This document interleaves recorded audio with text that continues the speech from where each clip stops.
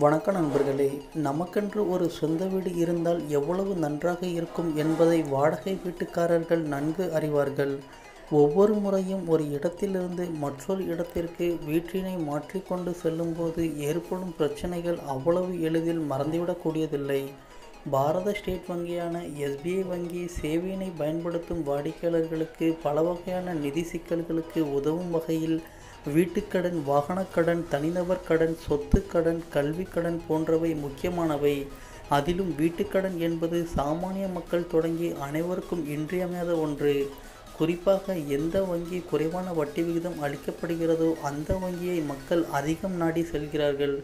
அந்த வகையில் இந்திய ரிசர்வ் வங்கி ரெப்போ வட்டி விகிதத்தை குறைத்ததை அடுத்து SBI வங்கி 30 லட்சம் ரூபாய் வரையிலான வீட்டுக்கடன் மீதான வட்டி விகிதத்தை 0.05% குறைத்துள்ளது.